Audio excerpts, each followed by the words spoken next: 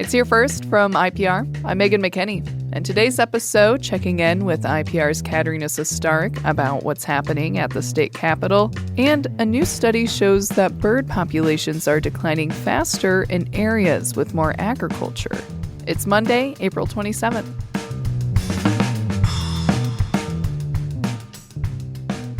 The U.S. Energy Secretary says data center development in Iowa is in line with the Trump administration's goal to rapidly build infrastructure for artificial intelligence. Secretary Chris Wright visited the QTS data center campus under construction near Cedar Rapids last week. The company plans to build up to 7 buildings on 600 acres. Wright says the U.S. is in competition with China to add data center capacity. We're going to see this emerging industry, artificial intelligence. It's going to be led and dominated by the United States. We let other industries go overseas. We're not going to let artificial intelligence go overseas. We're going to lead right here in the United States. Wright says the administration is working with developers to prevent large electric rate increases. He applauded Alliant Energy for holding its base rate flat until 2029. Alliant agreed to do that as part of a rate increase review with state regulators 2 years ago. General education courses at the state's public universities would have to be checked for certain diversity or race-related content under a policy being considered by the Iowa Board of Regents. Every 2 years, the board would have to review and identify courses that have substantial diversity, equity, and inclusion or critical race theory content. Reviewing the courses is estimated to take the board and university staff over 1,000 hours. The first review of courses would be done this upcoming school year. The regents will vote on the policy change in June. There's a similar provision that showed up in a bill this year in the State House. It's now stalled. That bill says the board can tell an institution to cut courses with the targeted content. The Polk County Attorney's Office is creating a new website to publicly track and report cases going through the county's court system. Here's more from IPR's Mara Curran. Prosecutors in Polk County are building a database to create more transparency around how cases are filed. People will be able to track the number of cases filed each month, sort them by type of charge, and see how they are opened and dismissed. Justin Allen of the Polk County Attorney's Office says the data will help them do their jobs more efficiently. So having this broad data by charge type, we'll be able to use it for staffing purposes, both for attorneys and for support staff. Allen says the data will help highlight patterns of charges and case outcomes so they can identify where more staff or resources are needed. The site will provide more details than what is typically available in most counties. It's expected to launch later this spring or early summer. I'm Mara Curran, IPR News. A new study finds bird populations are declining at a faster pace in areas with a lot of agriculture, especially in the Midwest. Harvest Public Media's Abigail Botar reports. The study out of Ohio State University focused on geographic areas where researchers saw faster declines in bird populations. The researchers found a strong link between accelerated bird decline and large areas of cropland with increased fertilizer and pesticide use. Professor Mike Ward studies bird behavior and ecology at the University of Illinois Urbana-Champaign and read the study.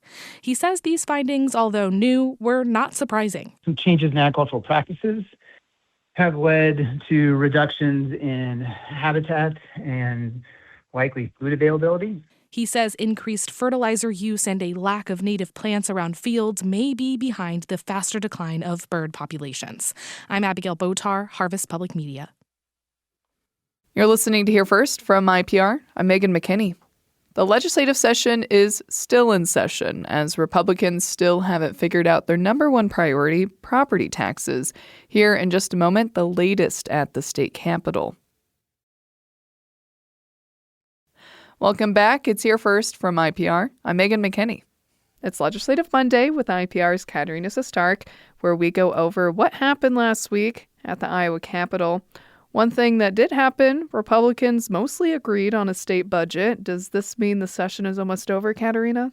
Maybe. The budget is the one thing lawmakers must pass to end the session, so it's a good sign that they have an overarching agreement. There are still some details to work out in the budget, but leaders sounded confident last week that they could get that done pretty quickly. But Republicans still haven't agreed on what to do about property taxes. Where do House and Senate Republicans stand? Right, and this is what could really continue to hold up the end of the session. The session has already gone past its target end date, and at the end of last week, House and Senate Republican leaders were still standing behind their own plans that are quite different from each other.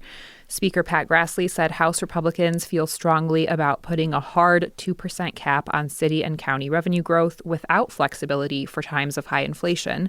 And that same day, Majority Leader Mike Clemish said Senate Republicans feel strongly about having a soft cap on revenue growth that would account for inflation. And there are several other major differences as well between the two bills. But Grassley and Clemish said they believe they can reach a deal. It's just a matter of when that happens. Senate Democrats used their power last week to possibly kick out the director of the Department of Health and Human Services, Larry Johnson. What happened? Well, Senate Republicans no longer have a 2/3 supermajority. So even if all their members are present, it will take the support of at least one Democrat to approve Governor Kim Reynolds' nominees to lead state agencies and serve on state boards. And Democrats have voted to confirm most of her nominees. But last week, they voted to reject two, including the head of the Health and Human Services Department. It's not really clear what will happen next because Senate Republicans took a procedural step that would allow them to hold another vote on Johnson's confirmation. But again, they need to get some Democrats on board. And Democrats have raised concerns about a lack of transparency and responsiveness from HHS officials. They noted that even some House Republicans have complained HHS won't answer all of their questions this year. And Democrats also said services for Iowans have been diminished since Johnson took the lead at HHS. Governor Reynolds defended Johnson's record, and she said Democrats broke with custom by not informing her office that they would reject Johnson. She said that decision puts HHS and the people they serve at risk. Moving on to some legislation, lawmakers are considering different ways to fund pediatric cancer research. What are the proposals right now? The House passed a bill last week that would provide $3 million per year for pediatric cancer research. And the Senate passed a bill that would put a tax on vapes and alternative nicotine products, and the first $3 million of that new revenue would go to pediatric cancer research. Speaker Grassley says the House will hold a hearing on that vape tax bill, but didn't make any promises about passing it. But he said he believes they'll be able to reach an agreement on funding for pediatric cancer research.